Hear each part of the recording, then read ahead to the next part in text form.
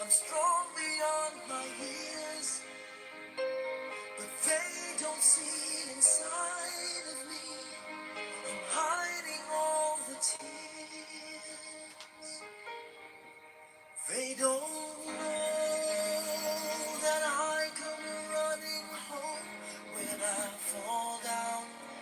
They don't know who picks me up when no one is around.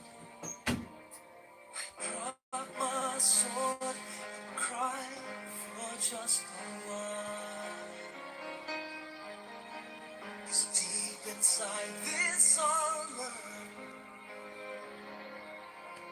the warrior is a child.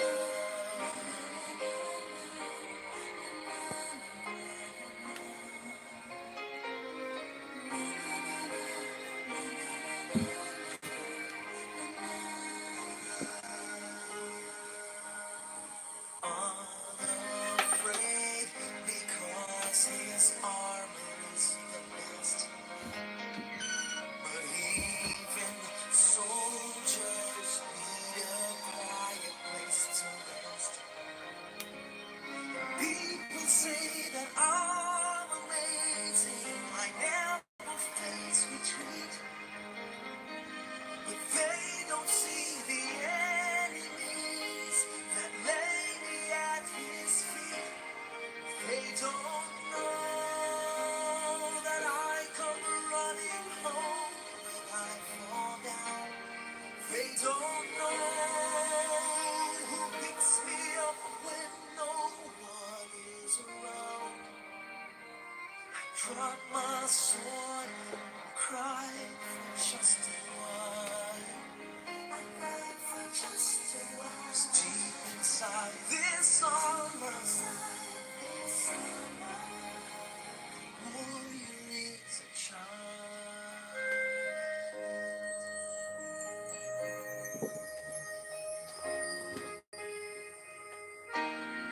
They don't know that I come running home when I fall down. They don't know who picks me up when no one is around.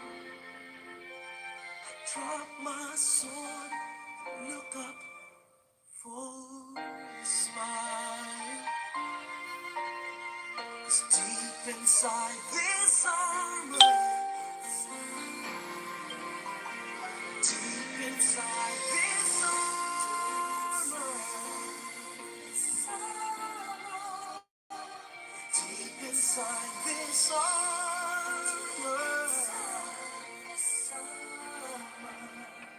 the warrior is a child. Okay, guys.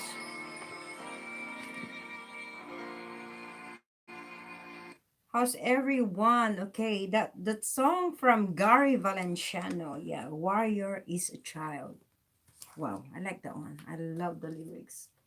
Anyway, okay, as you can see, I think I did put my what this my title is Connecting the Dots segment. I just wanted to be productive with my son with my weekend because as you know, guys, I don't have a religion anymore. So I just want to be productive today, and the weather wasn't really that good to go out for a walk, and for sure my handler knows that, right, guys? So well, for those of you who got a Facebook account, then you will know I have my Facebook account, and I did discuss with you my awakening moment and my targeting. You know, as far as my targeting is concerned and my awakening, because I got awakened 13 months ago, I know that I am a targeted individual, and I can confirm that I am a targeted individual, targeted since birth, and that made my late father and my mom and my grandfather, my mom's dad, my late lolo, my grandfather was also a targeted individual. You know, I was just going through, before I'm going to make it official with my usual introduction about myself. I was just going through a bit of course, my online perk knows everything that I'm doing with all my gadgets that I got. Research on, like, MK Ultra, like that. It was actually World War Two. It already started there, MK Ultra, and World War Two was from 1939 to 1945, and it was officially sanctioned in 1953. Imagine that. My mom was born 1950. Yeah, unbelievable. Last night, like, and I was praying. When I pray until I fall asleep, I forgot to say amen, and I was I was so emotional. I got my earphone on, so I don't think that the Hive Mind team or the supercomputer got that from their computer, supercomputer, because I got my earphone on while listening to Christian music. I was so I was like, oh my God, I believe that Satan ruled this world. Of course, I believe in what the Bible say. Everything is in here. It's unfolding. It's playing out right now, right in our very eye. Everything that is in here. 2,000 years ago, everything that was written in this book is unfolding. It's happening. Okay, guys?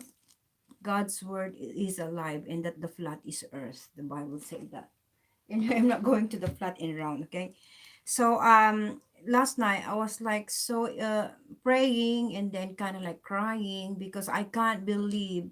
It's not because I am crying. I was crying last night praying that I am in this situation, that I am the chosen one, that my brothers, my mom, that we are the chosen one. And I know for sure that my nieces and one of my nephew are also chosen ones. They are also targeted individuals, and they are product of a COINTELPRO script. Unbelievable, guys.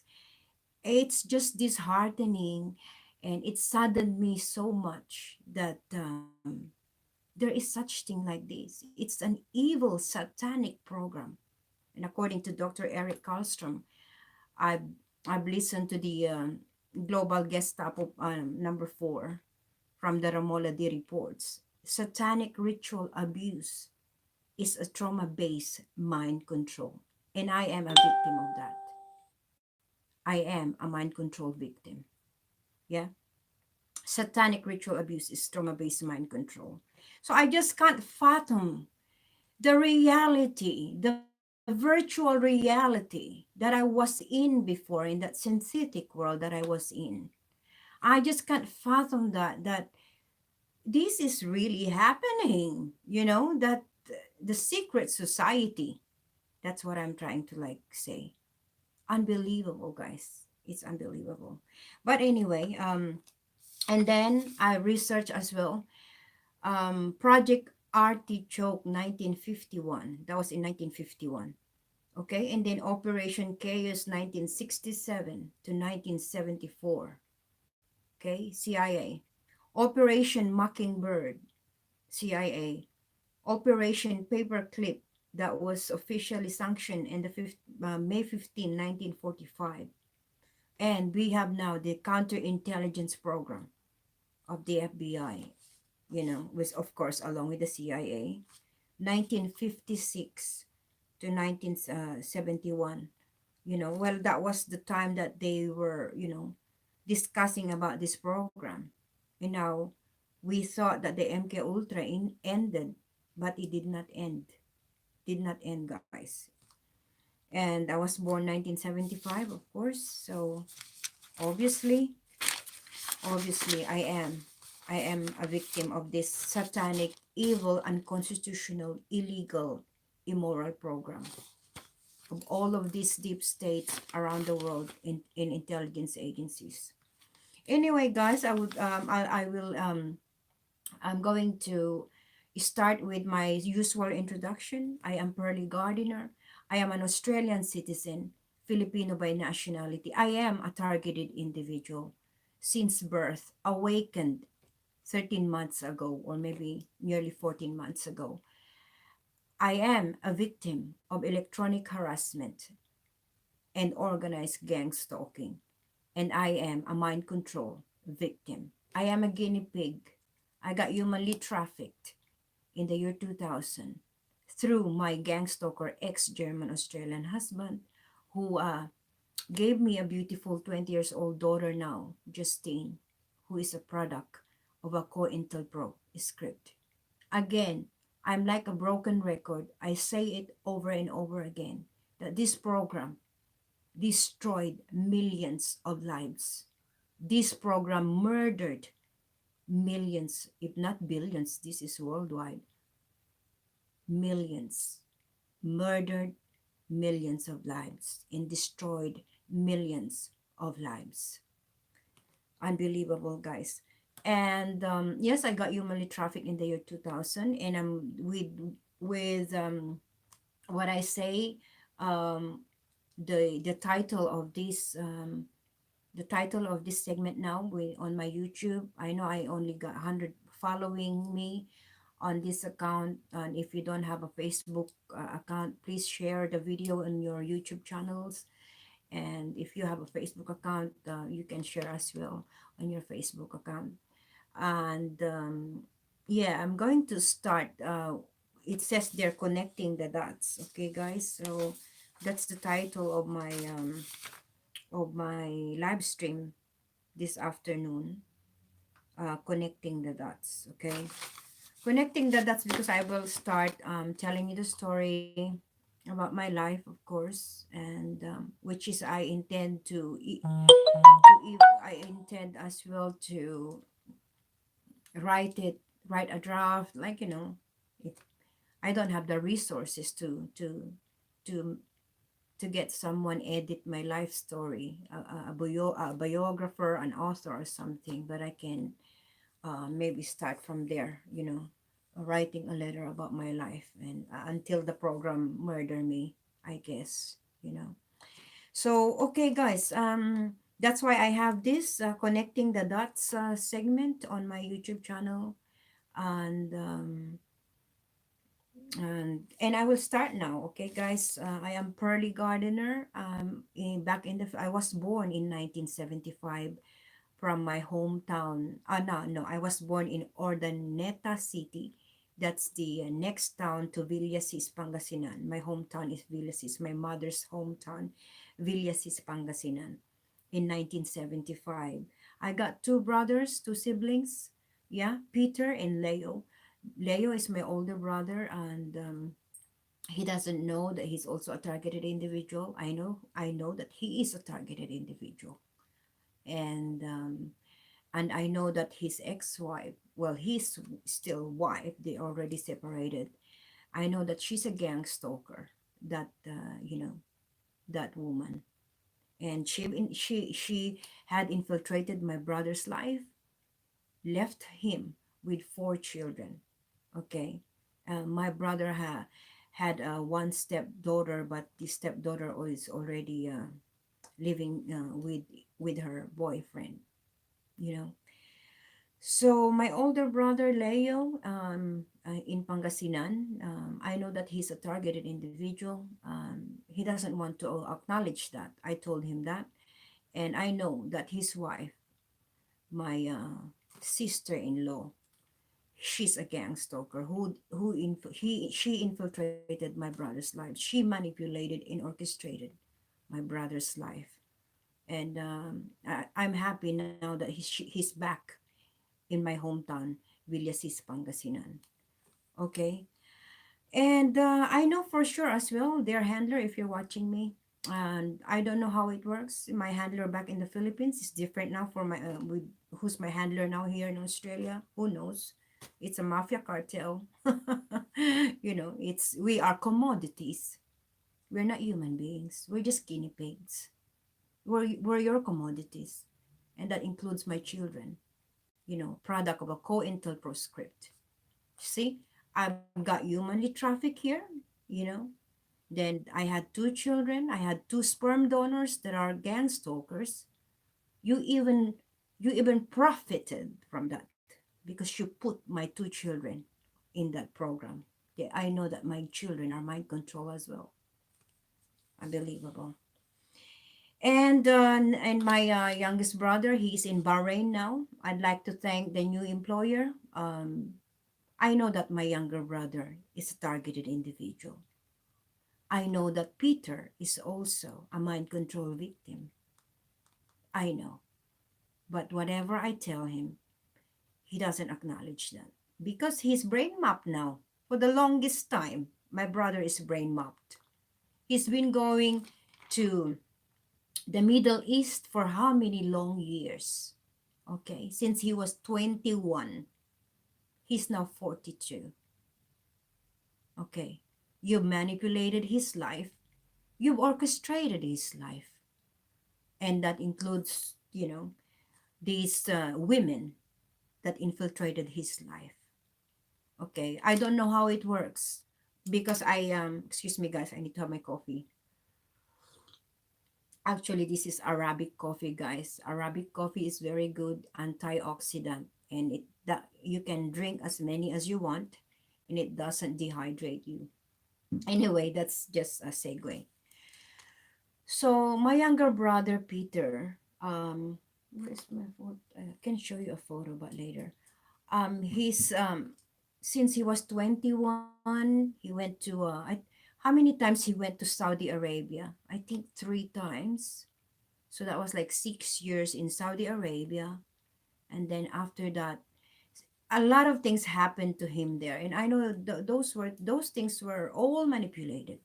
Because one thing that you always have to do is to sabotage the target's finances, to sabotage their emotion, their love life, because this is a satanic ritual abuse. This is a trauma-based mind control. You have to I just did my research. My online perp knows this. Last night, I Googled what is psychology? What is psychological harassment? What is subliminal message?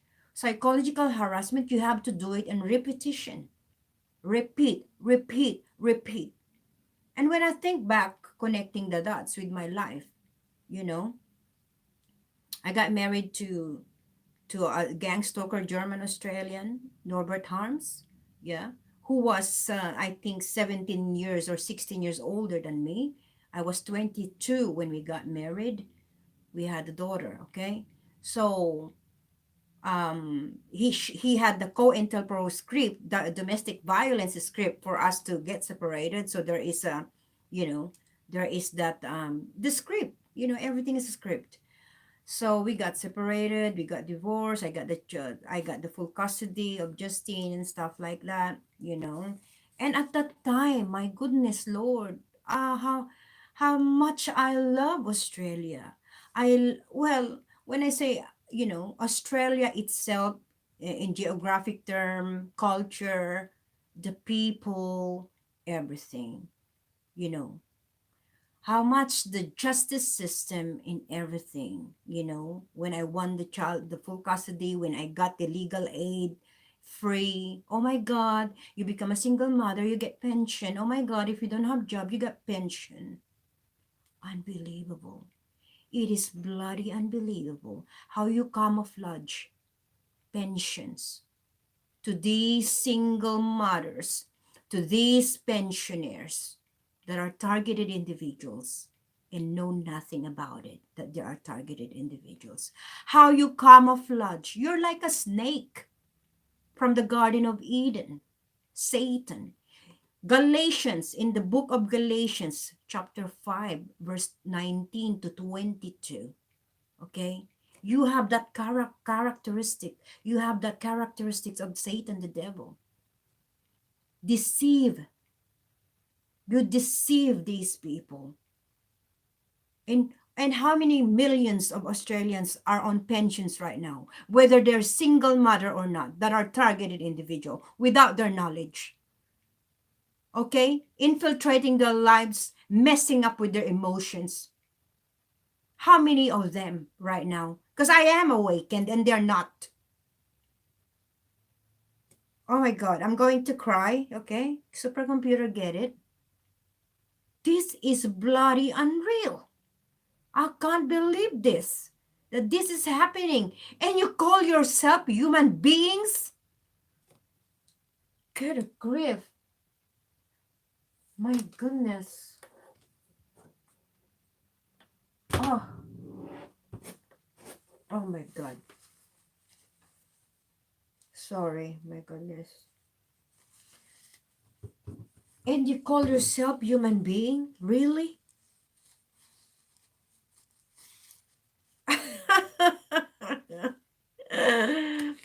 Unbelievable, unbelievable, unbelievable. I can't fathom that fact, that virtual reality that is happening right now. These targeted individuals, and 70% are women. Yeah. And the irony of it all, just the other day, I was talking to my mom.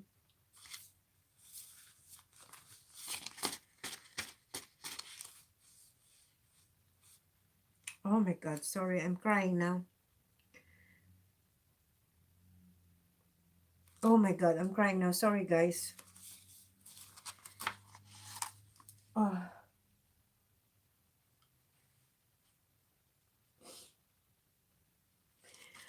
ay, nako. That's my expression. In the irony of it all, that I have to thank.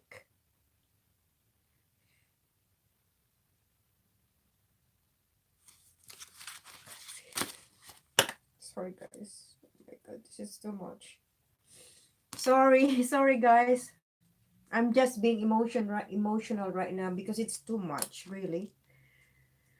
And the irony of it all, that I have to thank my uh, my handler back in the Philippines. Whoever you are, thank you. Thank you because somehow I am here, because if I'm just there in the Philippines, and when you think about it, we have 100 million right now Filipinos. And how many Filipinos there are targeted individuals and they don't know nothing about this program. You're messing up with their lives. You're making their lives miserable. And you're happy just doing that. And if you are a gang stalker and you are taking part of this, and you think really, in your mind, in your heart, that you are doing a civil duty for your government, wherever you are in the world right now, about this counterintelligence program, you really think to yourself that you're doing a civil duty to your government. And what makes me so bloody upset are these Christians that are going to this Mormons church, born again church, Jehovah's Witnesses church, Catholic church, who calls themselves Christians, but nothing but a bloody double agent informants. And they claim they're Christians. What a hypocrite, isn't it? Love yourself as you love your neighbor as you love yourself. What happened to that? Because you love money. That's what you're enjoying. And going back to what I said to my mom the other day, we were talking. Mom, the irony of it all. I have to thank whoever my Filipino handler in the Philippines. How you've orchestrated, manipulated my life, and and I, and how I came to Australia. Thank you, because if I'm just there in the Philippines, nothing, even if I get a job, you get a job doing teaching, you get 10,000 pesos. Okay, I was doing office work when I was in Manila, in Makati. How much I earned for that time in 1996, 97, 98? For 1 month doing office work, how much do I earn at that time? 8,000 pesos, or maybe not even at that time when I was there, 6,000 pesos. $150 a month doing office work. And if I'm just there and I'm a targeted individual, what will happen to me? And guys, this one, I just want to share this, okay? This photo. This photo, okay? This guy, let me have a look on the year. The year is 1994. So at that time I was 19 years old, okay? 19 years old. This guy, connecting the dots. 1994, I was 19 years old. When I was 18 years old, there was this neighbor who she asked my mom's permission if I wanted to go overseas in Japan to sing, like Japayuki, Japayuki, sing in a band because I love singing. I joined singing contests and radio stations, town fiesta. My handler knows this, and handler in the Philippines knows this, and that was in 1993. And then my mom said no, she's studying right now political science in Dagupan City in University of Pangasinan because she wanted to become a lawyer. I always wanted to become a lawyer at that time, or police, because of that tragic death of my late father. My late father stabbed 16 times in front of my mom and in front of my brothers. I was only 8 at the time. Okay. At the back of a Philippine National Police, he was murdered and stabbed 16 times. Witnessed by my two younger brother who was 7 and 9 years old at the time, and my mom. Okay. So now this one, 1994, I was 19. So my mom said no to that. Yeah. That's how they orchestrate and manipulate your life. Imagine that if my mom said yes, she can go and sing with you with your band in Japan. Maybe I ended up with a yakuza, whatever, a yakuza gang stalker. Who knows? Now, this guy was introduced to me at the age of 19 in 1994 by this family. I'm not going to mention. When they watch this video, they know who they are. In Rosales, Pangasinan. Okay. The whole clan, the whole family came. And the whole family came to, take my hand for marriage, something like that. We have that culture in the Philippines. And then I said to my mom, no, no, I'm only 19. Why should I marry him? I'm studying, blah, blah, blah. I wanted to become a lawyer. And then my mom said to those family, they're nice family, blah, blah, blah, blah, connecting the dots. They're gang stalkers.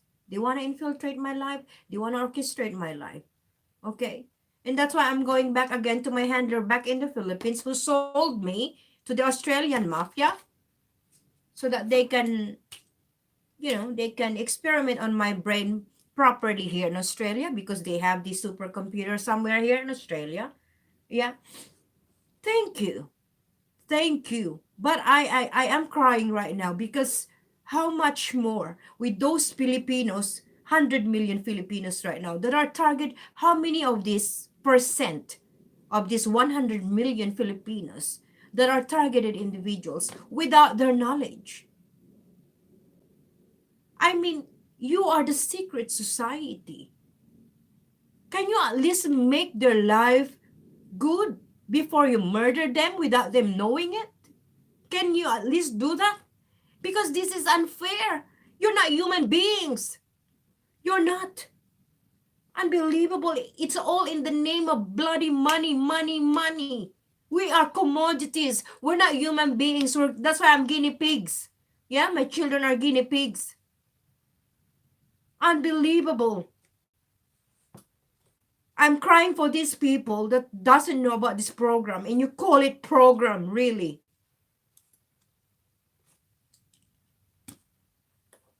Oh my God. If there's anything, just a little portion that is left, there in your conscience that you can, if there's a conscience left there within you in your heart, do something about it.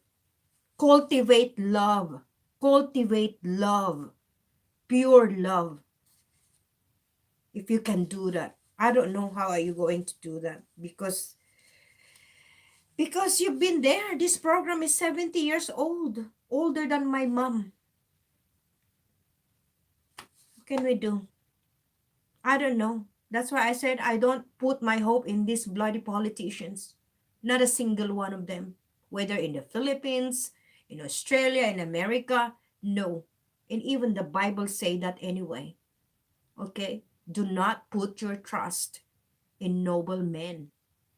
The Bible say that in the book of Jeremiah as well. Because an earthling man cannot direct his own step. We need God. We need that guidance from God. And I do believe in that. And I never said that I in my previous video I never said that Trump is the hope. No, no, I did not. And now Australia got a new prime minister, Scott Morrison or something. Who give a shit? It's the same Liberal Party. And if you're following Fiona, Miss Fiona Bennett, she's Australian. She's a child sexually child abuse victim. It's on her page. Morrison Scott rub shoulders amongst with these Hillsong church pastors who got pedophile background, and Hillsong, the father of this pastor Brian something from Hillsong Church. He's a pedophile. He got charged with child whatever sexual abuse. And also going back, the new prime minister, there's no difference. What difference it makes? It's the same libtards. It's the same Liberal Party. It is all political theater. What is happening in this country? Okay, whether it is Liberal, whether it is Green Party, whether it is Labor Party, they're all bloody the same. They're all snakes. They sold us all out, Australians. Okay, because you know why? They haven't told us about a UN foreign policy Agenda 21 genocide program. That's why. Yeah. So they can change every year. This politician, it's the same shit. They will implement, they are enabler. They will implement this genocide program. They're not going to, and the same with President Trump. I should say it by now. He's not doing anything about the chemtrails in America, in Arizona. This directed the energy weapon in Southern California. He's not doing, and it's in all of these 50 states chemtrails, geoengineering. He's not saying anything. It's the same thing here in Australia. It's the same shit. Yeah, in all of this mainstream prostitute media, Channel 7, 9, 10, SBS, ABC. Like I'm like a broken record again. They're not doing anything. They're bloody Luciferian enterprises who loves to lick the asses of the deep state politicians. Zip up, okay? All they say, it is just global warming. It is just chemtrail. What's this? Climate change.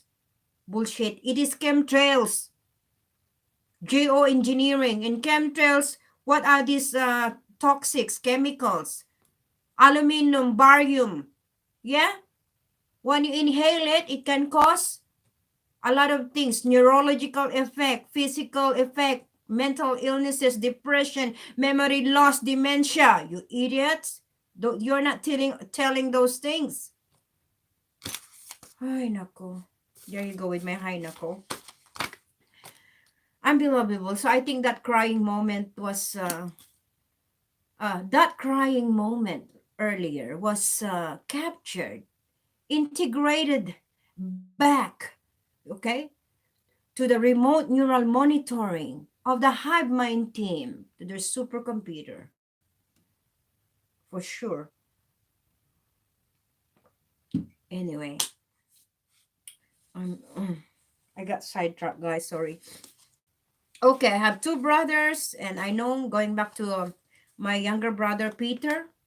Okay, in continuation, I know that I always tell him, yeah, he doesn't acknowledge that too, that he's targeted, of course, as usual. His brain mapped. Okay, his brain mapped. So I know that his life got manipulated and orchestrated as well. Imagine 6 years in Saudi Arabia, and then while he was there, I was here. He had problems like he lost his money gambling. Of course, sometimes it is your will, but if it's something that is manipulated, and those people, they are gang stalkers, will ask him and infiltrate his life, let's go gamble. Of course, what will happen, right? What will happen? And he's not like me, he's not really into Bible stuff, he's not, in other words, he's not religious, so he can be swayed easily, you know and then after that he went to Kuwait for how many years, and these cousins of mine here in Kuwait, I'm not going to mention all of your names, but you know who you are, you traitors, first cousins of mine. Okay, and I think I said I'm going to put it in my will, but I will say it here right now. The day I will get murdered by this program, I don't want you near my coffin at all.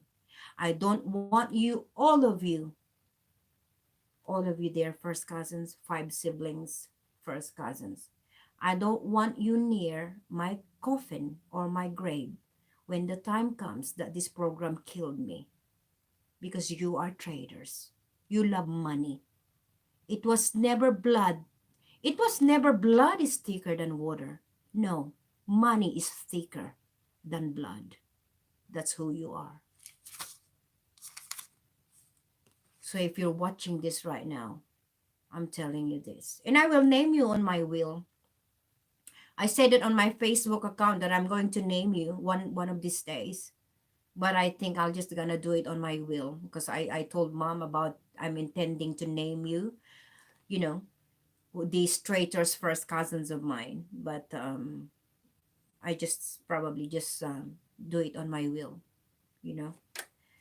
So I know as well that they became part of my brother, because he's in the Middle East, and these first cousins are in the Middle East, and they became informants, and they actually even were the one who orchestrated and manipulated that me and my little brother will not be that close. We always have to fight, fight, and it came to that point that we were not talking for 3 years. It's like they took their trust off me, you know so that my brother won't trust me anymore, to the point that my brother called me sort of things like I'm a whore, I'm just up to myself, I'm selfish, I'm a whore, I'm arrogant, and stuff like that. They orchestrated and manipulated his life that ended up to that, situation wherein me and my younger brother did not talk for 3 years. You know, first cousins. My goodness. I mean, if it's my best friend, I can, it's like, okay, you're my best friend. But now that learning more about the satanic ritual abuse program, also known as trauma-based mind control, that's why it's satanic. It's satanic because even your own brother, your own husband, your own wife, your own sister, first cousins, second cousin, third cousins, best friends, neighbors, name it, can can betray you. You know, unbelievable. It's too much. So anyway, going back to my younger brother now, um, so at that time there are in Saudi Arabia when he was there. I know this was manipulated again. There was a time he called me and said to me, Manang, it's like my older sister, Ate, Manang, please send me money to go to something like Jeddah, because he had to go back to Philippines. And At that time, he still got the ID. He has, I think, he hasn't got his passport with him, or he got. I'm not sure, but in Saudi Arabia, you cannot travel without that ID thing. ID, like, I don't know, whatever identification card that you have to have it so that you can travel out of this, interstate, something like that. So that's what happened. And he said to me, Manang, please send me the money, so so I can travel to Jeddah, because at that time he was in Riyadh, and something happened from his employer. At that time the employer wasn't paying them anymore. So so when he got to Jeddah, he said, "Oh, Manang, I am sleeping. I'm sitting sleeping." "What? You're sitting down and you're sleeping?" "Yeah, because there are 20 of us in one room, so I can't really stretch or whatever. So I'm just like, leaning on the wall or something." Imagine what? And I just said, and these people here are waiting for the um, assistance from the Philippine government at that time. I don't know what year was this, but I think, as far as what I can remember, 2000, 2000, what time was it? 2002, I think, 2002. Yeah. And so what I did, I sent him $500 for his own airfare to go back to the Philippines. I know for sure that was manipulated again. And what's happening right now currently with him, I know is also manipulated. And if you are my brother's handler there in the Philippines, yeah, how many times you've sent my brother overseas and work in Saudi Arabia, you've benefited, you have the revenue, you profited lots of times sending my brother overseas. Yeah. And if you have a conscience, at least this time he got a new job. It's 8 hour shift. Okay. At least, can you do it at least, you know, this time good? Because every time he had to,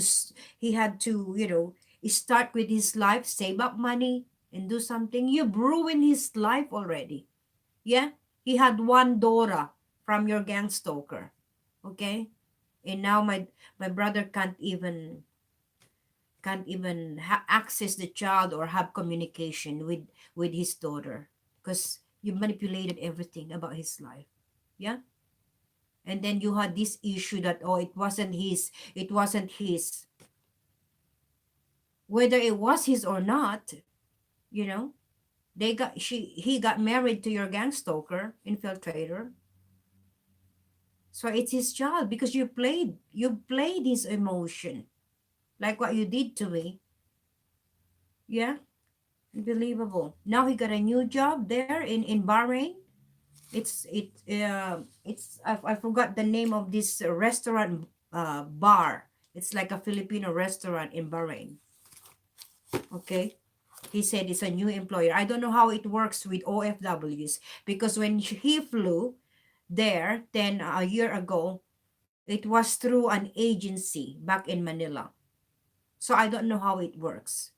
Now, 10 months ago, he got there, doing the noodle work, something. It's a Lebanese employer. Now he got a new employer again, so I don't know how it works. It's not like those OFWs that are domestic helper. I don't know. So I need to ask him if it's still the same agency. He got a new employer. Is it still the same agency? So something like that. It's kind of hard, like,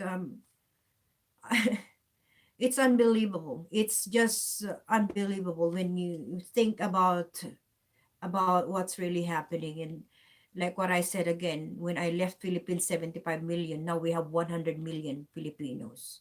How many percent of Filipinos are targeted individual? How many? Unbelievable. And according to Dr. Eric, to Ramola D as well, last night I watched that Agenda 21 is a genocide depopulation program, and it is global. Is also interlinked with it is interlinked with the COINTELPRO. with this counterintelligence program and mind control, most especially for those of you like me who are mind control victims. Yeah, because I've watched John Hall. When I got the time to get the audio, I will record that part wherein John Hall said that that's the mind control. This is in preparation of the new world order, so that they can control the masses, the people, and this is global. They have this supercomputer that they're using. Who knows how many technology they've got? They even have weather modification, right?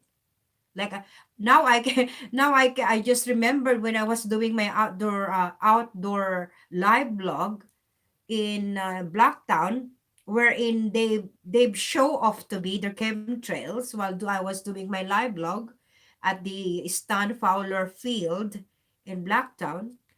Now I remember, like, I was doing I was like my first 20 minutes doing my live blog. It was hot, like there was the sun, really really hot, and I said, oh my god, I forgot to bring my umbrella. It's really really hot. It's getting hot now. And then after 10 minutes, it was cold already, and then now I just realized probably they just have to show off their technology, their weather modification at that time. I believe in that. That's for sure. So, connecting the dots, I have to start with my life,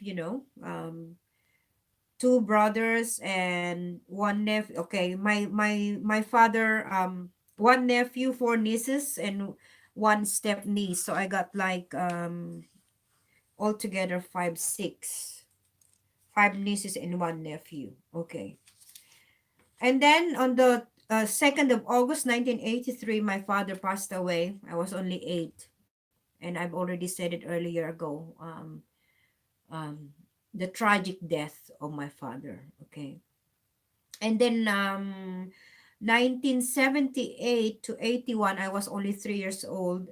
That was the time, as far as what I can remember, we stayed in Isabela, Santiago, in Iligan. Iligan was Iligan. And my father at that time was he wasn't an he wasn't an electrical engineer, but he does something. It got something to do with electricity. I don't know. You know, he was a foreman before my father. This is what I can remember, 1978 to 81.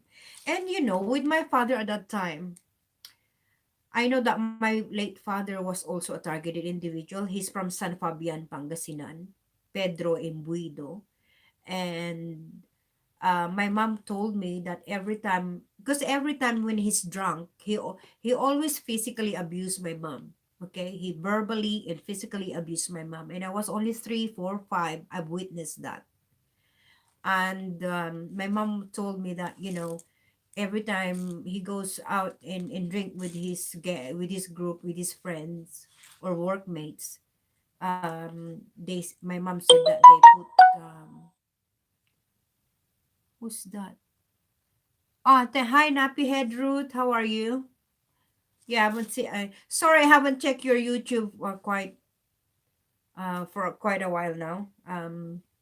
Yeah, just been busy with research and stuff, and I'm doing my 7 days concentrate psychotronic concentration camp training, manipulated training with the job agency, employment agency contractor who works for the government. So I have to comply, otherwise they have to cut my pension, and I will ended up my rent arrears. And sometimes, like, sometimes I say to myself, who give a fudge or shit with that. It's like you have to even pay the rent in this housing ward for them experimenting on my bloody brain. Are you that serious? Seriously. And I said it the other day on my live blog to the Australian government and to the 6 intelligence agencies of Australia. Okay. I even wrote it here. Where is that? I wrote it there. Yeah. The Australian Security Intelligence Organization, Office of National Assessment, Australian Secret Intelligence Services, Australian Signals Directorate, Defense Intelligence Organization, and DIO. That's where the Australian Defense Force, our soldiers, comes. They work with them hand in hand with these intelligence agencies. Defense Intelligence Organization. They are working with the Australian Defence Force. And the last one is Australian Geospatial Intel Organization. And also, they've militarized our police, Australian Federal Police. I said it, whatever pension that I'm getting, and since the day I got separated from Justin's dad in 2001, where I started getting pension, that's not even enough to compensate the damage you've done to my life, this and to my children. You know, that's not even enough. But, I accepted it. My vindication will not come from whoever politicians in Australia, whether in America, Donald Trump. And how come I always have to talk about America? Because Australia copies everything that America does. Australia, as well as we know, is an allied of United States of America. And Australia is also member of the Five Eyes countries. Otherwise, if Australia is not there, it's not Five Eyes, it's Four Eyes, right? So that's why it's Five Eyes countries. Yeah, New Zealand, Canada, United Kingdom, USA, and Australia. These are the countries that are trying to develop more of the surveillance technologies. Yeah, that's why we have surveillance on the train, surveillance on the bus, surveillance everywhere on the road. And that's, they put all your taxpayers' money on these projects. Okay? We even have smart meter surveillance now that you don't know about. How sure are you that your meters at home is not a smart meter? Do you know if it's a smart meter? A smart meter is like a wiretapping device. It's a surveillance device. Yeah, it records how many times you've used your toaster, your microwave, yeah, your blow dryer, hair dryer, whatever, any appliances you've got inside your house. It records. So when you're out of town, they know you're out of town because no one used those appliances. Surveillance. And you talk about bloody privacy. Yeah, unbelievable. I just can't. It's too much. All all of this thing, Privacy Act, Human Rights Commission Act. These are all just in paper. Just in paper. Nothing is really happening. Really. Anyway, moving on. Okay, I'll make this one 1 hour, I guess, and I'll do the part two. So from 1981 to 1982, Justine, are you there now? Oops, I'm doing my thing. Sharon, how was it, baby? Okay. Okay, that was Sharon. Sorry, guys. Okay.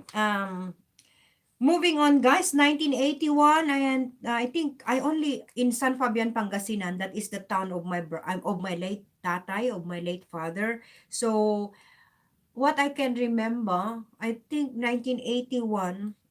So I was only 6 years old. 1981. Am I right? Yeah. So I studied only grade 1, I think, in San Fabian, Pangasinan, or kindergarten, actually. And then in 1982, something happened there again in San Fabian. As far as what I can remember, my what's this? My parents bought a small portion of land there, and then my mom had malaria, and something happened. That's why they have to sell the house, and that's why we ended up going to my mother's side in Villasis, Pangasinan, my mom's hometown. That was in 1981. I was 6 years old. So 6 years old, I'm grade 1. So I started my year 1, grade 1, elementary in 1982. at the Villasis Central School. Okay, and then from 1987 to 1991, Don Ramon E. Costales, that's the Don Ramon E. Costales Memorial National High School. Yep. And to cut the long story short, of course, because I'm targeted since birth, and I know that I had lots of high school friends, and I even have best friends that are informant, and actually had the best friend in high school since elementary to high school, and now I found out that she was an informant, and well, at first, of course, your reaction is like, you hate them, like, oh my God, why is it? But of all the people, why is it that she did this to me, like this, like that? And when you see the bigger picture of that virtual reality,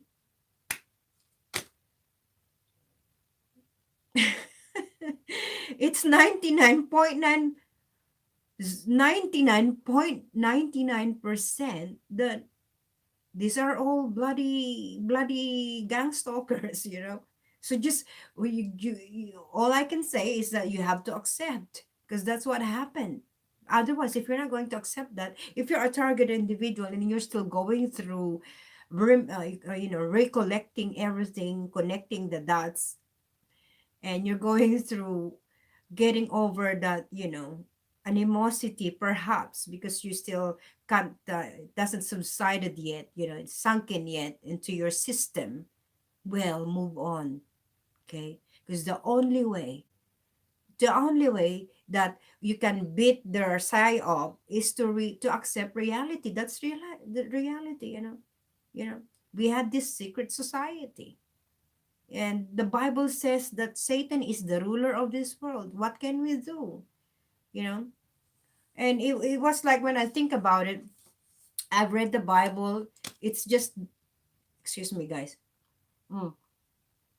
When I think about it, it was just like when I was reading the Bible and know that, oh, Satan is the ruler of this world. Revelation 12 verse 9 and 10. He, misleading the inhabited earth with the ruler is who? Satan, the devil. But when you see how his demons in him works with what's happening in the world, that these gang stalkers are demons possessed, they have a different spirit in them. Man, it is more realistic that you are seeing that, that it is like you believe that there is Satan, and to see it more, it's happening right in front of your very eyes. The more the more the more it's the more that I put my faith in God's word, the Bible. It's the more as well. So that's all I can say. If you're a target individual and you're still going through this, my first 3 months, I don't know if my online IT perp, you know, manipulated how I got into my Google search about organized gang stalking. Somehow, I don't know if that's the way how the COINTELPRO works. When they want to wake you up, they have to manipulate your Google search as well. I don't know. Who knows? Or maybe you know the supercomputer injected it into my brain at that time while I was formulating my thoughts, what to write on the Google search, and the high mind team say, oh, put it in her mind, gang stalking, and that's how it works. I don't know how you manipulated that, but regardless, I thank you, because it's still good to know. It's still good to know that it's not reality, that virtual reality there, you know. And that I'm still in that paradigm. I'm still in that paradigm. I know that. I'm still dealing with, I'm still interacting, and I'm still have connection with few of your gang stalkers, not that are not totally out of my life. I know that for sure, you know. Anyway, guys, time is 1 o'clock 22. Okay, so 1991. Yeah, from 1990, moving on, guys, from 1991 to 1995. That was when I went to college, University of Pangasinan, and connecting the dots again. Okay, it's just in my mind right now. Maybe the Hive Mind team is getting these people I'm thinking right now, but they are gang stalkers. So connecting the dots again, first year college. Actually, I wanted to get BS journalism at that time, like And then one of this lady, she's from Bulacan. I can't find her on Facebook. Her name is Primadonna Landayan. That's her name when I was in college. Primadonna Landayan. I actually even sang at her wedding in Alaminos, Pangasinan. And she said to me, Pearl, why don't you just get political science? Because, you told me you wanted to become a lawyer. And, just major in political science, not journalism, and something like that. And I said, okay, yes, yes, yes, And at that time, the dean at the University of Pangasinan was Dean Rayos. And I'm not going to mention more names, but most of these classmates that I had in college days in that university in Dagupan City, connecting the dots. They were all gang stalkers. They're all gang stalkers. And actually, last time in 2016, I went to Philippines only for 2 weeks because I went to Philippines for my denture. I went on my own and I'm not gonna and this lady, she's a classmate from college. I saw her at the SM Mega Mall in Rosales, Pangasinan. I bumped into her, yeah, and I was like so excited because I know her. Oh yeah, yeah. Oh, you're my classmate in college. How are you? Blah blah blah. And she just looked at me from head to toe, and she said, "I'm on a hurry. Sorry." I mean, I haven't seen her since college time. 1995 was the last time. So that's how many years that was? 23 years. I haven't seen her. And then she said that, like I'm on a hurry. Sorry. Now connecting the bloody dots. She was a bloody gang stalker. Yeah? Unbelievable. But anyway, so that's 1991 to 1995.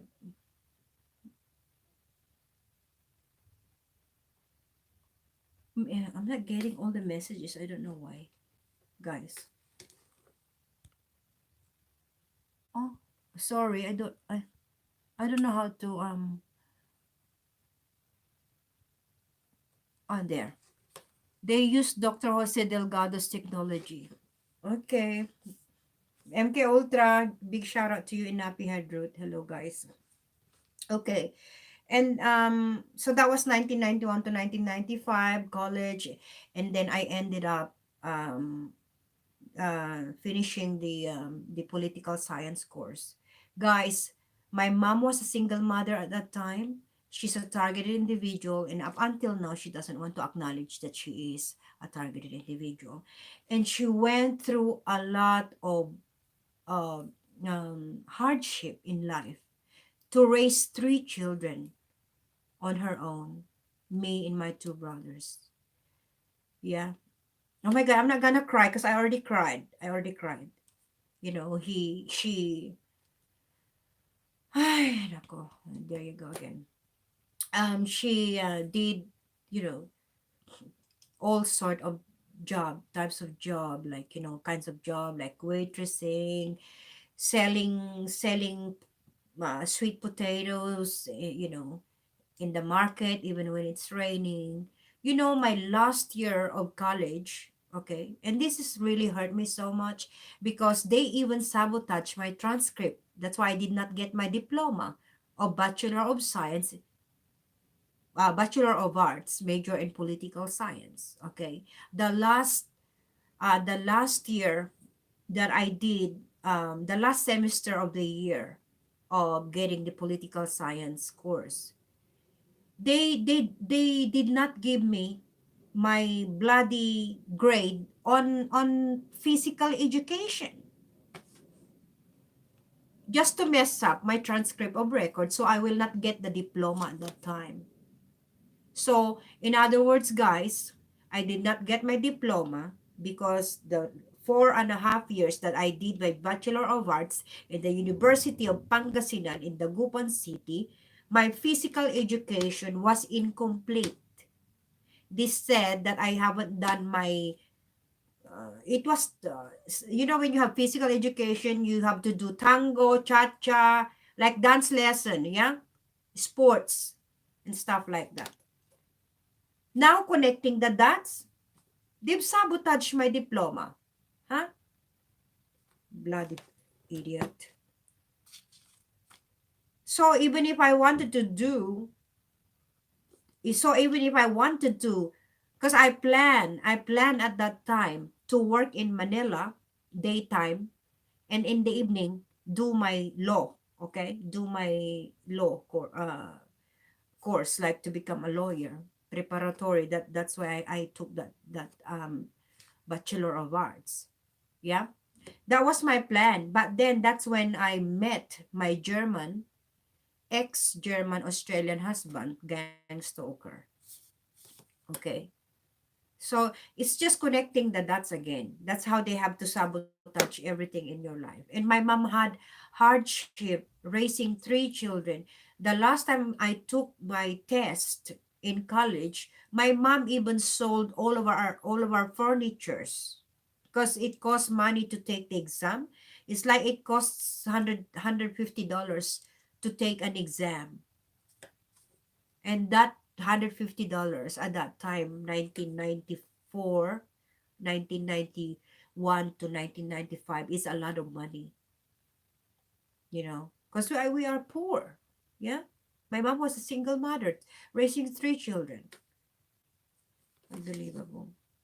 Okay. And then, I don't know how it was manipulated. We ended up in Manila, all of us, my younger brother, my older brother, my mom and we ended up in Manila in 1996. Okay, we stayed in this place in Quezon City called Lagro, Quezon City. It is in Fairview. Okay, I don't know for those who are living in Manila, you know that. And then we were renting a room at that time in Lagro, just for one room, 4 of us. Okay. And and at that time, only my younger brother Peter got a job. I haven't got a job yet at that time. My Kuya Leo got no job at that time. And then the neighbor, his name was Boyet. Okay. I don't know if you're still there watching right now. My handler knows this. Back in the Philippines, my handler. And then that he's gay, I think. His name is Boyet. And then he my brother introduced me to him, and then he said to me, "Oh, you're looking for a job. You have a resume like this. Oh, what course you finish in Pangasinan, blah blah blah." That's when he then helped me. I worked for this guy, Rob Espino, who is a gay, and he owned what's this, telecommunication company. He is a retailer of mobile phones. Okay, so I work with him for like as a receptionist for 6 to 8 months. 6 to 8 months doing office job. I was only 21 when I started. Okay, and then in 1997, Amway Philippines was launched. Okay, Amway is a network marketing company. Okay, guys, for those of you who are doing any business in network marketing, oh my God.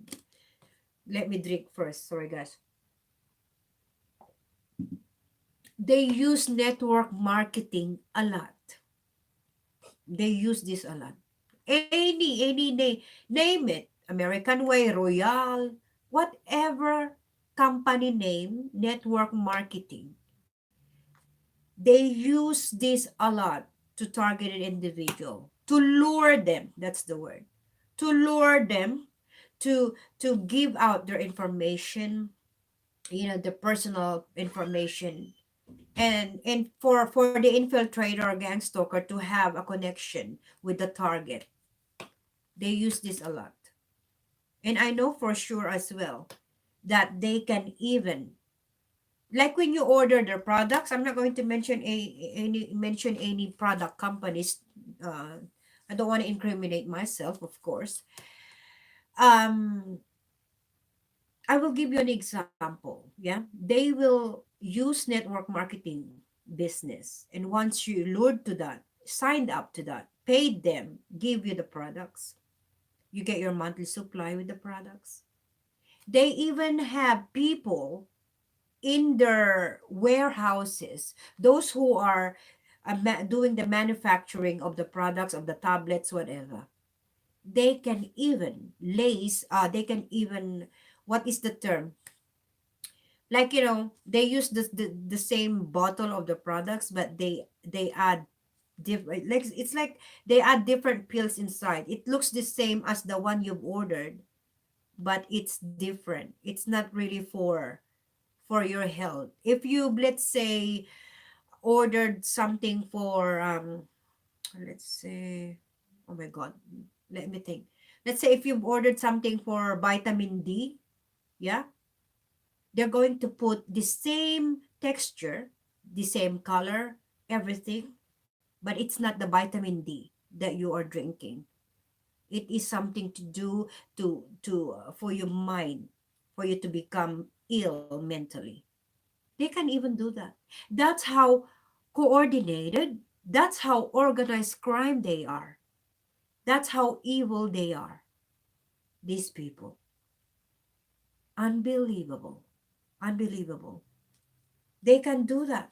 So you gotta have, if you are a targeted individual, and if you're not a targeted individual, and you're getting a lot of offers from your friends, you called friends, or even relatives that are money hungry relatives, be careful.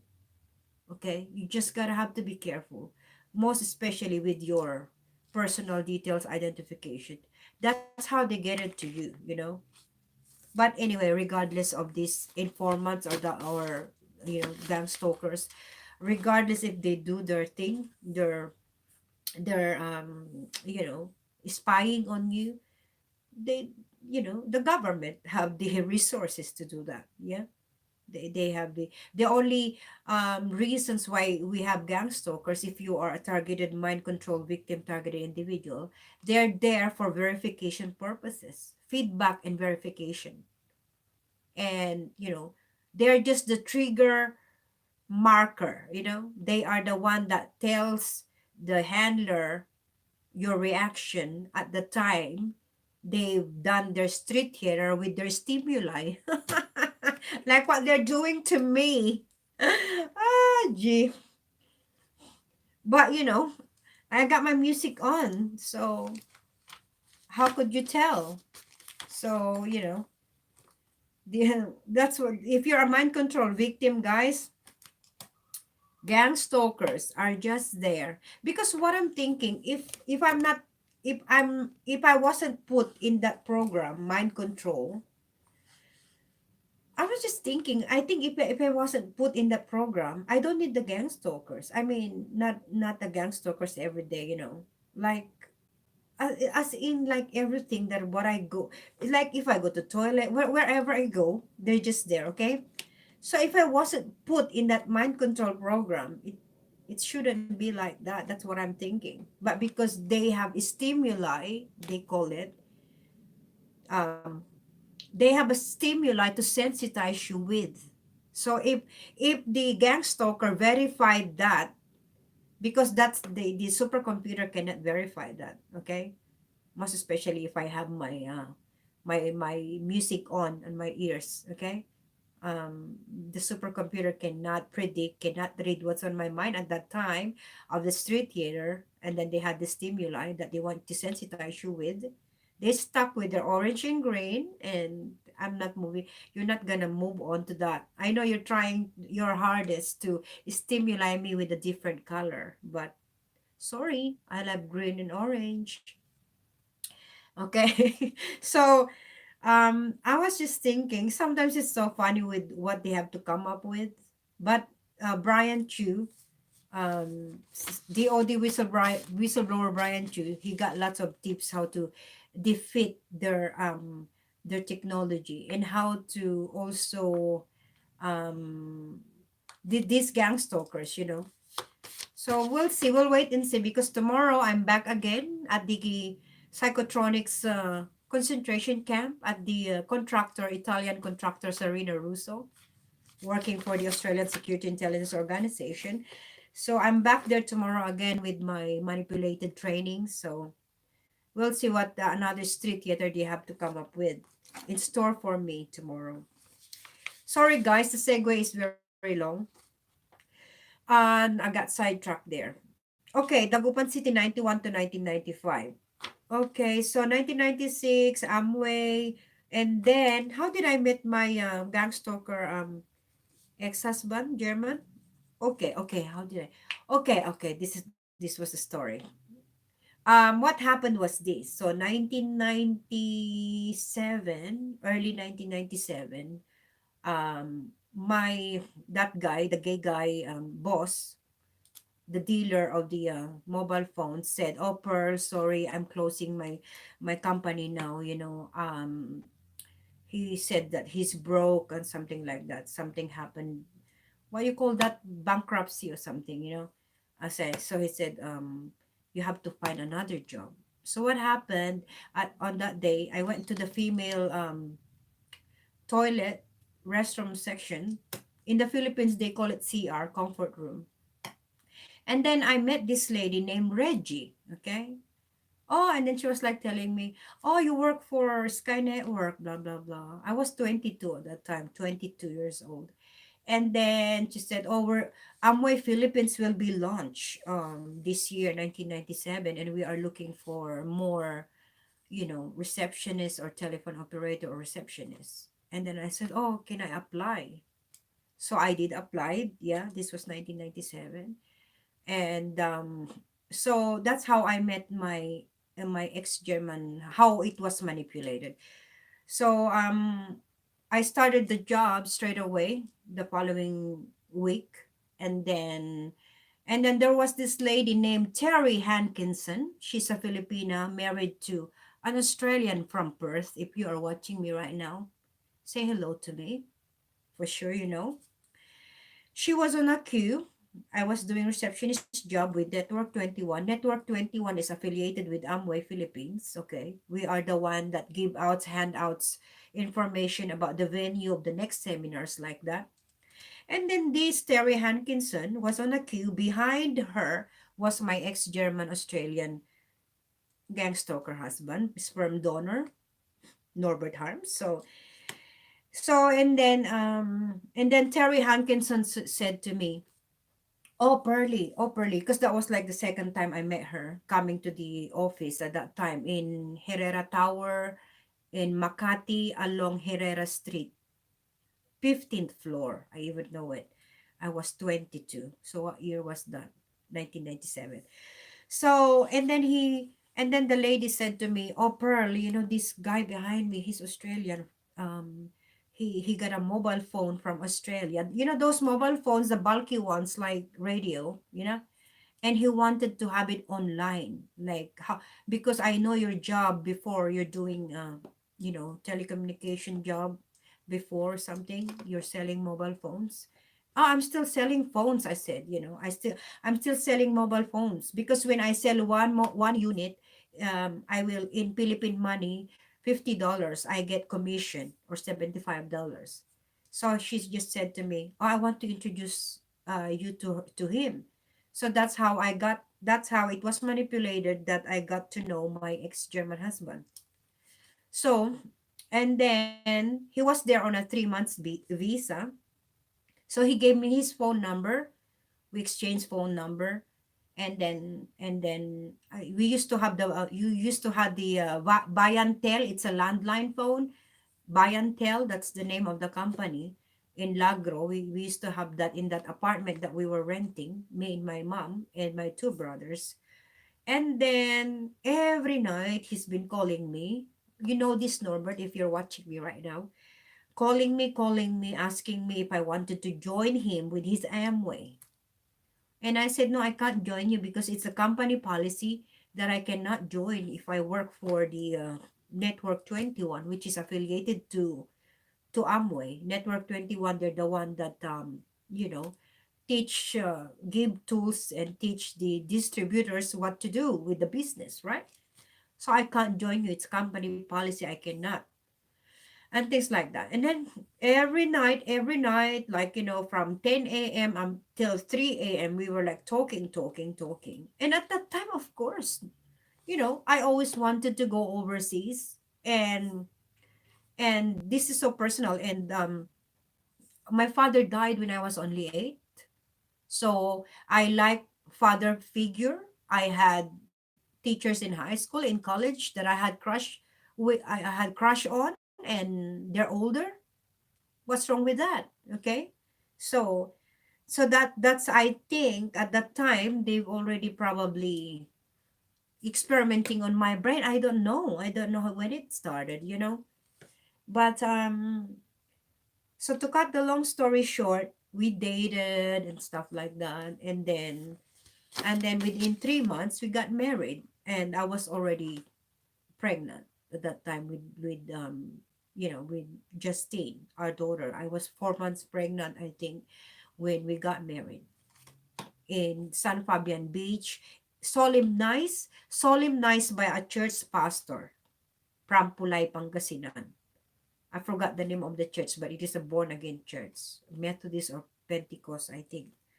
Yeah. So and then after that, 1998, 9th of February. Oh, we even actually, when Justin was born in the Philippines at Fairview General Hospital, the gynecologist's name is Doctor. Oh my God, I forgot her name. She's Doctora. Started with T. I forgot now. Doctora Toy. Okay, that's the name of the gynecologist from It's Fairview General Hospital.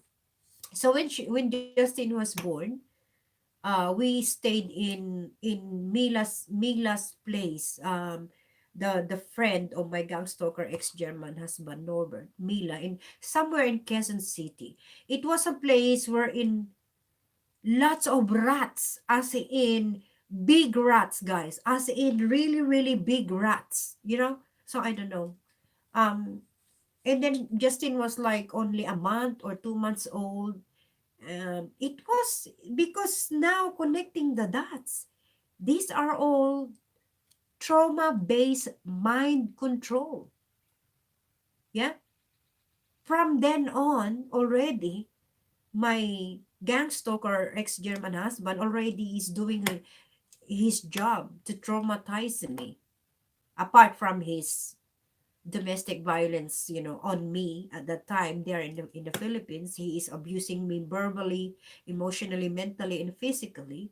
And at the same time, with the environment like that, we had a child who is 2 months old. And if you're watching, Norbert, you know what I'm talking about. Okay. And Justin was only like 2 months old at that time. And as in when we were sleeping in a room and rats everywhere. The rats even went on Justine while she was having her milk bottle. That's how gross was the place. Okay. And then I don't know what happened at that time. He was like telling me, "Oh, I ran out already of my money. My mom is sending me money so we can move into a new place in Valley Gold, Cainta Rizal." There you go. The landlord there was a bloody gang stalker Indian couple. The female, the wife, was a Filipina, and the husband was Indian. I even have photo. I had their photos in their kids' photo. So that's when we moved in Cainta Rizal, Valley Golf, Cainta Rizal. And we live in this big townhouse. We stayed there for I don't know how many months. Yeah.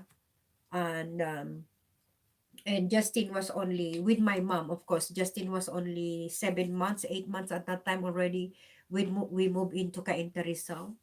Okay. And then after that again, my ex-German husband with his co-intel proscript, you know, pretending not to touch me. He let me had my he let me had this contraceptive, like, it's like an injection, contraceptive measure, like method that they use, like for you not to fall pregnant, right? So he had me took that contraceptive, yeah, that you will not fall pregnant for 6 months, I think, or 1 year. And I had it.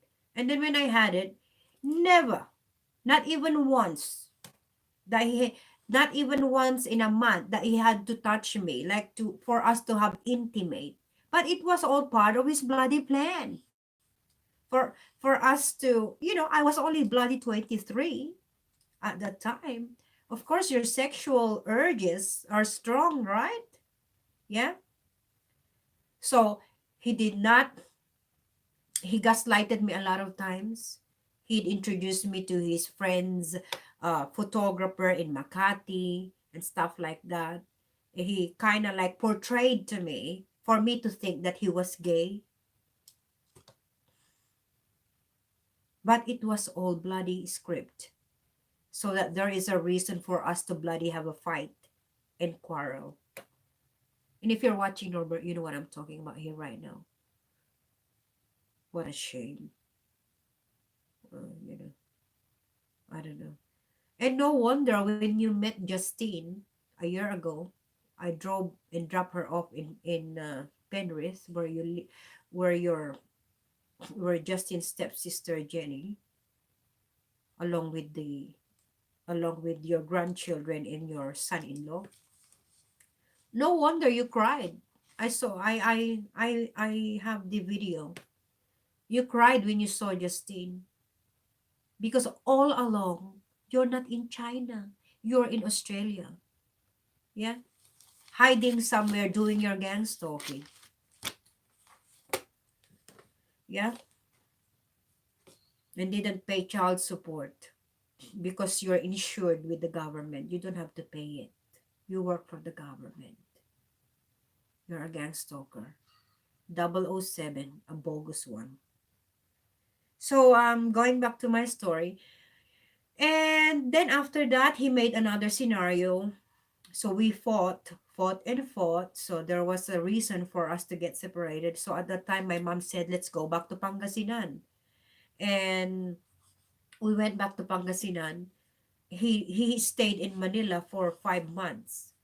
And then when he went back to Pangasinan and made up with me, we amicably settled the problem. We got back together. And then he had the paper from his lawyer. He said, a document that he want me to sign, that he wants to take Justine to Australia first, and then after that you. That's what he said. And I said I wasn't that dumb and stupid enough to say yes. I said no, you can go back to Australia. I don't care if you're going to send money or not to support Justine's needs for her nappies and milk. Yeah. So I said no. And then, so maybe he hadn't had a choice, or maybe the instruction from the handler, okay, you better take both of them to Australia and let's do this. And maybe and my handler in the Philippines said, okay, I think it's better if Pearly goes to Australia, so that the Hive Mind team can, study more and experiment more on her brain. Yeah, things like that. I don't know how it went. So, because we're just commodities, right? So you have to transport the commodity to Australia. Yeah. So they can experiment on her brain more. Isn't it? Isn't it? So that's what happened. So 1998, Justin was born. In the year 2000, 19, I think he came back to Australia 99 or early, yeah, 1999, early 1999. After 6 months, he sent the money for paperwork to process for me in just in Sharon. I even had bloody what's this drama again at the passport in La Union, because I have to use Perlita, because that was my name from elementary to college. I used that name, Perlita, and I found out that my name on my birth certificate was Pearly, Pearly. I don't know with the names if it got something to do with the COINTELPRO, with how they manipulated things. Because even my mom, she used Leia, and then on her birth certificate, it was LY. So what I'm trying to say here is that maybe when I was born, my parents said to the registrar, we want her name Perlita, but the registrar put Pearly. You know what I mean? Because they're it's part of their gaslighting and whatever. Because I think with the mafia cartel, they can do anything. They can even sell your identity, your name. Okay, like my mom, her name is Ly Lee, so they can sell that to a Chinese national, a Chinese citizen going to Philippines, um, and black market. She wanted to stay there for good, or maybe she's a fugitive, Chinese national wanted to have a new identity in the Philippines. Then they can sell my mom's name, Lee, isn't it? That's just for example, guys. But these are possible, according to what's this, Dr. Catherine Horton, these mafia cartels. Ay, no, it's too much, isn't it, to think about it. So, in the year 2000, April, that was when we arrived in Australia. I think April, we left on the 21st of April, so we arrived on the 22nd of April in the year 2000 in Australia, and that was during the Sydney Olympic. Okay, during the Sydney Olympic. And while was my ex-German driving, he picked us up from the airport. While he was driving, he was telling me like, oh, you know what, in Australia it's like this, no one is on the street. Yeah, you can't say, no one is on the street. It's not like in the Philippines that morning, afternoon, morning, lunchtime, afternoon, evening, people are outside, and doing their gossiping, whatever they're doing. Here you can't see no one on the street. It's very effective. Now that I'm being gang stalked when I'm driving or when I'm doing my walking, even probably if I go and walk till midnight later, I'll see bloody gang stalkers on the road. You know what I'm trying to say here? And then my ex-German husband telling me when I arrive in Australia, look, it's different here in Australia. You don't see anyone on the road, on the street, any time of the day, any time in the. It's not like Philippines that everybody is out on the street. Now that I am awakened, I am a targeted individual. Any time of the day, I get my gang stalker on the street. Unbelievable. This is too much. Anyway, guys. So that was in the year 2000. And then we stayed in that apartment in Westmead, that green, the one across the Parramatta Westmead Park. Yeah. Across, no, adjacent, across the Westmead train station. That's the one there, 6 months. Wow, it's a long story. And then I met that, and then that's how I met. Within that 6 months, I called police 4 times.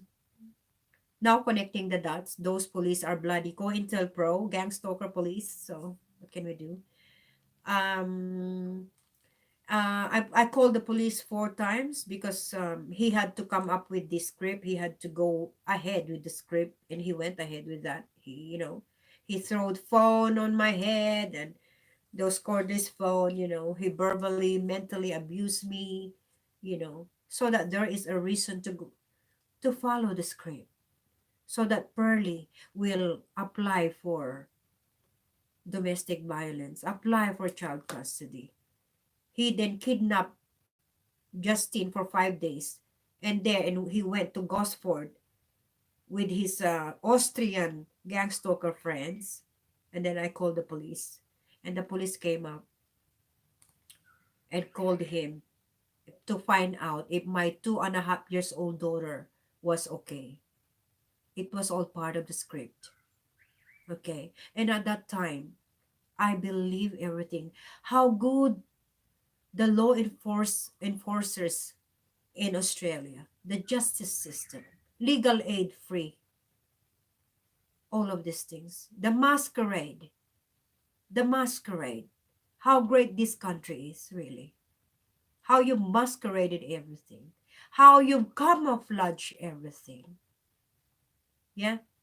You've let me have that tasted the good about this country, the justice system, about the pension and everything.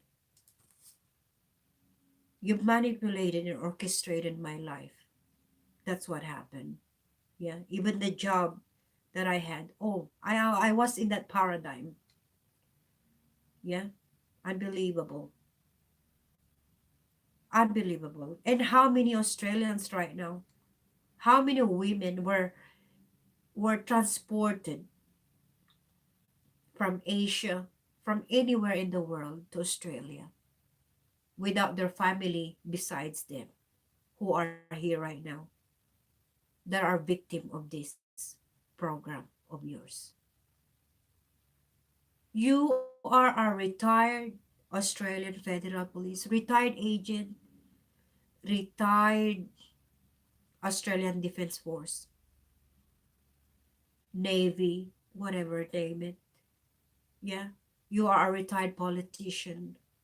I came here, Howard government, from Howard to Kevin Rudd to Julia Gillard to Kevin Rudd, Tony Abbott, Malcolm Turnbull, and now we have the bloody Morrison, Scott Morrison. They are all the same, regardless of their political party. They are all the same. Who loves money, greediness, yeah, enabler of an Agenda 21, genocide depopulation program, and COINTELPRO. And if, sometimes I just rub up my shoulder and shrug my shoulder and say, well, what can I do? You probably just a victim yourself if you're a gang stalker, You you inherited that from your, sorry guys, let me drink. You probably inherited that from your great grandparents, from your grandparents, and from your parents. And now you're a gang stalker yourself. They pass it on to you. What can I do with that? Nothing really much. And this is not even a sales talk. And when I do my demonstration on the bus, on the train, I say it's not to get their sympathy. Not at all. Not at all. I'm not doing it for popularity. I'm not doing it for to take or get sympathy from people, from the public. I'm not doing it for yeah, like what I said, for popularity or anything. I'm just a human being who love righteousness. And most of the targeted individuals, we are the sorry that I have to carry my own chair, but it's the truth. Most of us targeted individuals around the world are the talented ones, the humble ones, and who loves righteousness. We love seeking righteousness. And like what I said, with whatever program you put me on to, this COINTELPRO, my religion, they probably think that with what I found out with the Jehovah's Witnesses, that they were all gang stalkers, double agents. They probably think that I'm going to become an atheist. No, I have lost my faith in religion. There is no true religion. There is no such thing as true religion. But there is God's word is the truth. This is the truth. And the truth will set you free. Okay, guys? The truth will set you free. You just have to cultivate the fruit of the, you cannot cultivate the fruit of the Holy Spirit, the love, peace, joy, patience, goodness, kindness, mildness, long suffering, self-control without the Holy Spirit. And you can't have the Holy Spirit in yourself if you have the wicked spirit there living within you right now.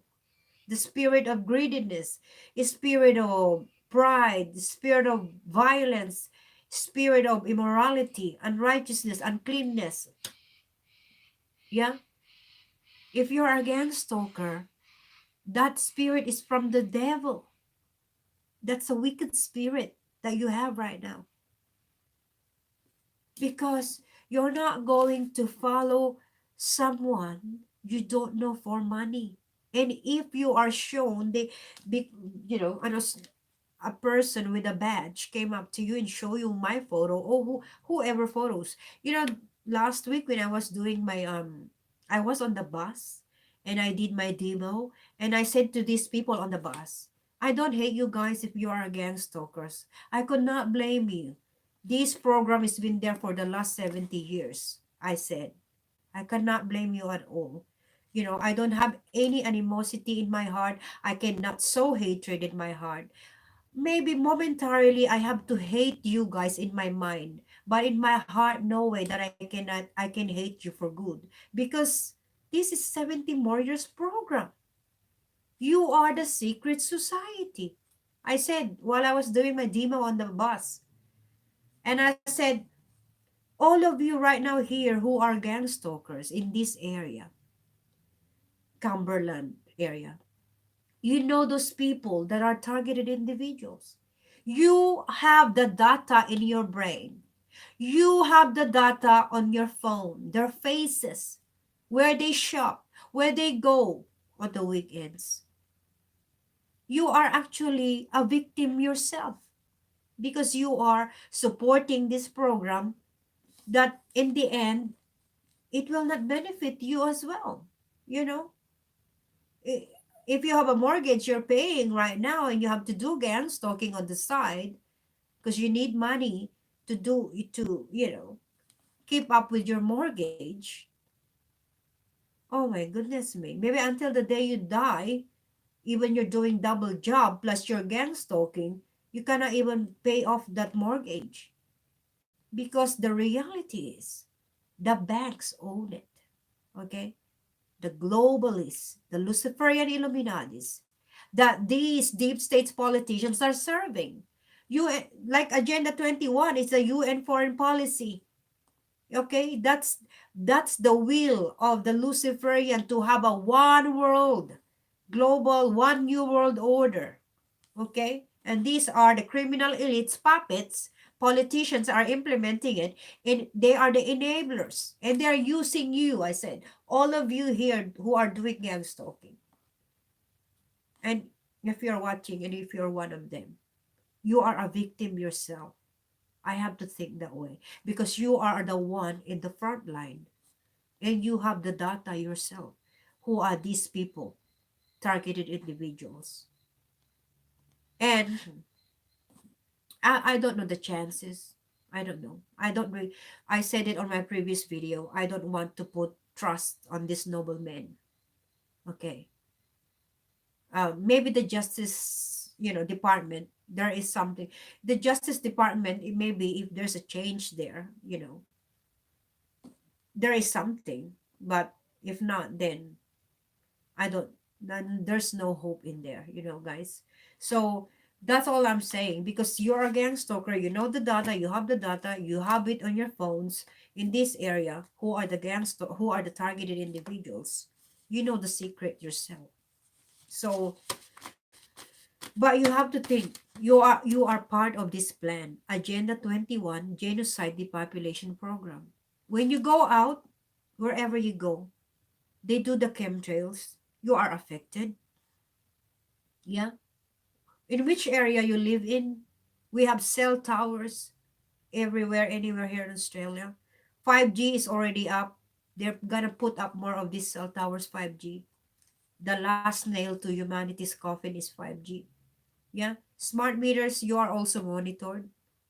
According to Edward Snowden, yeah, all of us are monitored. We are, in even DOD whistleblower Brian Chu said, all of us are targeted, even if you are a gang stalker. The only difference is that you are not an active target because you're not probably awakened yet. And if this is what I think, this is what I think. There are gang stalkers as well that are experimented on without their knowledge. That's what I think. You know what I mean? Like, if you're a gang stalker, you are also a mind controlled victim gang stalker without your knowledge. Okay?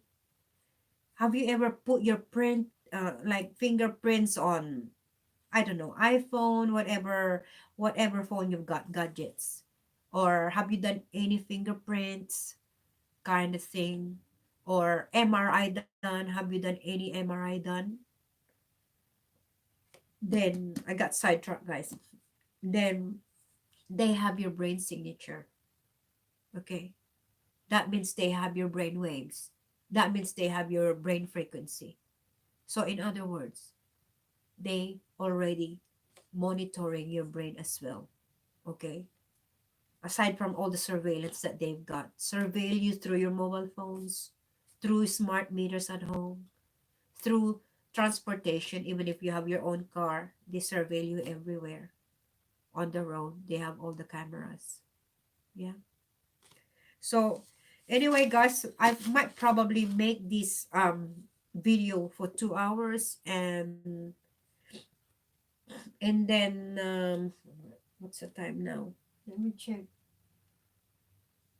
Oh my god, it's only like 5:43, so I can probably do the part two, yeah, to speed it up. Okay, so I got sidetracked there.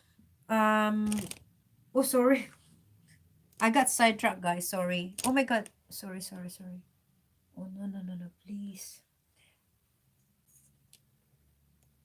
Sorry, guys. There you go. Okay, there. So moving on to what I was saying, 2000, 1990, it was more in 2000. 2000, in 2000, I think we got separated 2000, 2001, January. So it was in 2001, guys, that me and Norbert, the ex-German Australian husband, got separated 2001. Yeah. So what happened was that what happened at that time? I got into this emergency accommodation in Bangarby Road in Blacktown. Yeah. Justin and I lived there for 3 weeks. I think it was 3 weeks. Was it 3 weeks? Oh no, no, no. I think I have to finish that story on my next. I have to write it down so I won't forget. So we got separated in 2001, but that was after 6 months. We moved into a new place, a new address. The address was William Street in Granville, the one close to the TAFE Granville. Yeah. So that's where we stayed there. So it's another scenario there again. I had my Lebanese neighbors there at that time, and what happened was when he kidnapped Justin for 5 days. I called him. The police called him. Then the following day, we met up the following day at Hungry Jocks. There was a Hungry Jocks before in Parramatta across the train station, and I was waiting there crying, stuff like that. And then he had Justin with him, And then he said to me like, oh, I want you to sign a document. Again, he did the same thing again, that he wants me to sign a document to give Justine, to give to him the full custody of our daughter, Justine. No, no, no, no. And I said, no, you can take her right now, but I'm not signing any document without consulting my lawyer as well. That's what I said. Yeah. So so what happened? So what happened, of course, through the instruction of of his handler, what happened was we reconciled, you know. He called me and then told me, oh, I think better if we're going to rent a house. That's why we rented a house in William Street. I forgot the number, in Granville. That's how it ended. Okay, we ended up there renting a house. And in that house, I had a neighbor. They were Lebanese people, and and that's when I thought that, you know, I thought have we're going to be okay. But because now connecting the dots, that's the title of my segment. Connecting the dots now, it was all scripted. What happened? Okay, when he comes home from work, he drink a lot of wine and stuff like that, and then he sent me to school. He wants me to do real estate management diploma, which I did. Uh, I passed the first semester, and I did what he want me to do. And that was at TAFE Granville, and then after that, what happened? After that, I was doing the course like that, and then I wanted to. Of course, we always had issue when it comes to my mother. Yeah, we always had that issue when I called my mom, when I wanted to get a job at that time because I wanted to send money to my mom, because you know, my mom is a widow, and at that time my brothers got no job, and you know, I wanted to support my mother, in other words. And I even told him that my mom is part of the deal, you know. uh there is a saying, we can change our husband or our wife, but not our parents, or not our mother, or not our father. And that was always been my motto, and that was always been my principle, you know. And of course my handler knows this because they all have their surveillance on me, even though my relationship with my mom was, I'm not gonna use the word weird, like it's just natural. Sometimes we have conflict, you know, in the past, and but that's just part of relationship, I guess. And now I think my mom is also great mind control. I'm telling her that, but she doesn't want to acknowledge that as well. The time at 53. So go in continuation, that was in Granville. I was doing the course. I met this Turkish lady. This is her name. Her name was what's her name? Was her name Jenna or something? Jenna. And what happened at that time was I had a big fight at that on that day with with my ex German husband, wherein he actually prepared a good meal dinner at that time, and we were having good dinner, just the three of us. And you know, he cooked this German food, the cabbage one or whatever. And then so while we're having dinner in the dining table, we had he was drinking red wine, and then he saw, I don't know what happened at that time. We had a fight. And then when I went after dinner, I went to see Justine in the lounge. She was watching Teletubbies or something, the kids program. So when I went back to the dining dining room, wherein he was still on the computer and drinking red wine. At that time, the internet connection was ADSL, which means if you have internet and you connect your internet, the landline phone you cannot use. And he didn't at that time. I don't have mobile phone. He didn't give me a mobile phone when I go to to school at TAFE. Okay, and then also what else? Yeah, so so when I went back in the dining room, the table was clean, and there he just put one knife in the middle. He's a chef, and you know this, Norbert. It was all part of your script, okay? So so that small knife, because he's a chef, he got, heaps plenty of knives, okay? But I know that special knife, he never used that. He never take that out or use it, and he only use it when he goes to Lane Cove RSL and do his chef job there, okay? So when I went back to the dining room, I was surprised and got a shock that the table was cleaned up, and there was only one in the middle, one knife, a sharp small knife that he used when he do his chef work. That was there. That was in the middle. So what does that mean? What was that means, Norbert? I'm not that stupid. Because that was all part of your trauma-based mind control script, isn't it?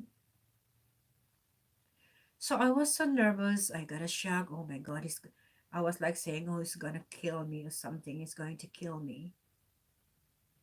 So he's going to kill me. That's what I was like saying. Oh, I cannot. Um, so I was like saying, oh, he's going to kill me. In my mind, I was thinking already, he's gonna kill me. Because even when coming to Australia at that time, I've already had lots of, what's this, like when I did my seminar at the Commission on Filipino Overseas in the Philippines before I came to Australia. We were informed and taught and informed about what to do when we come to Australia. And I don't even know if even the one that did the seminar at that time on the Commission on Filipino Overseas, the seminar was part of the paradigm, part of the co-interpret script. But regardless, I've learned that and not only that, even on the news, we get news in the Philippines, those Filipina in America, Canada, London, or Australia that married these foreigners. They got murdered because of life insurances. And there were a lot of incidents and news about that fact, that what's happening with this Filipina marrying foreigners. Yeah, so I was aware of that. I was so aware of that.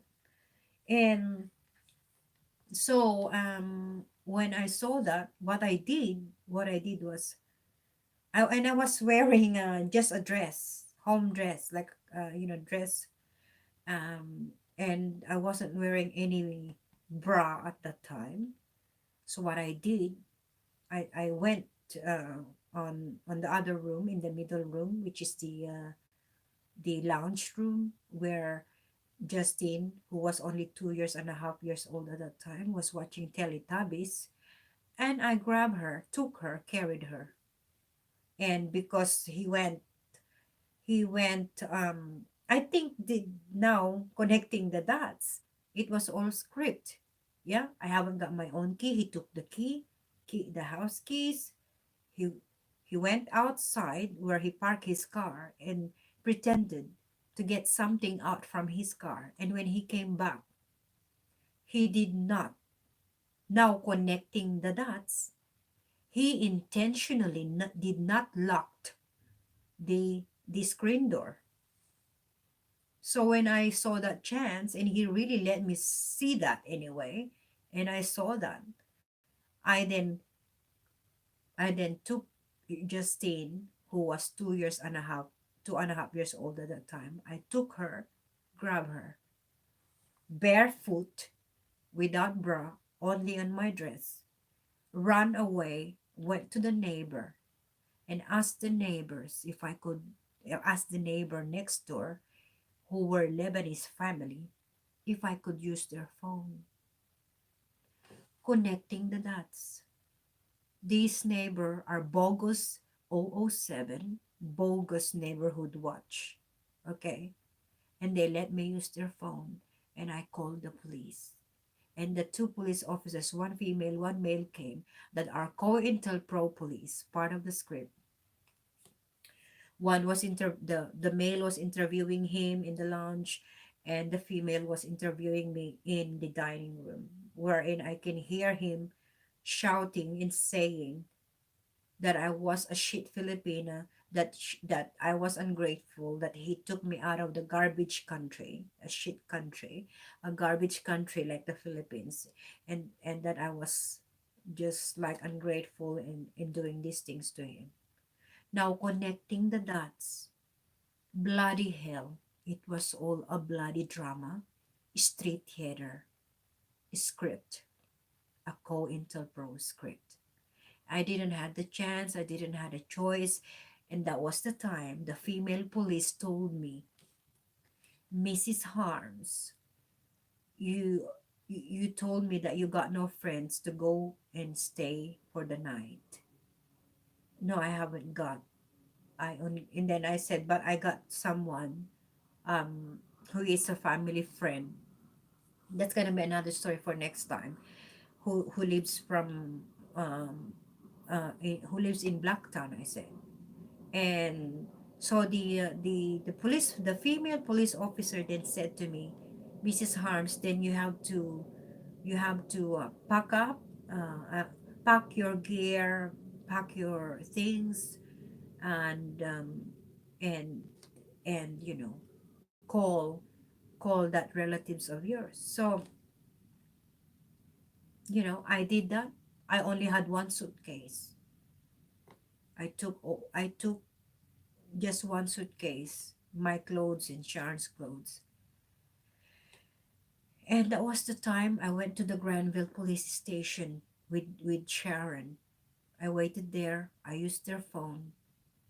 I called this lady from San Fabian, Pangasinan, who is from Blacktown. I'm not going to disclose the name here, but sad to know that they were part of that COINTELPRO script. Sad to know, really, that you took part of that, and to think that you are a family friends from my father's side, and connecting the dots. You took part of that too, but what can I do? My life was manipulated and orchestrated, so it was just a big script. So that's what happened, guys. And I think on the second part of this connecting the dots video, um I'm going to tell you more about my story, how it unfolded, my story here in Australia. I'm so detailed, and that's why it took me 2 hours, I guess. I'm really sorry. um I'm really that person that when I say something, a story is just so detailed, but I tried to cut this very very a long story, you know how my targeting unfolded, and towards my awakening. So guys, I'm gonna do the second part of this, and we are now in the year 2001, and I'm going to continue the second part, guys. Okay, because it's already 2 hours. Mm. Okay, guys. Signing out now. I'll do this the part two of my connecting the dots segments. And let me just say hello to those people who are here. Nappy Head Root, hello. MK Ultra. Okay. Thanks, guys. I'm going to answer your question later. Okay, signing out now.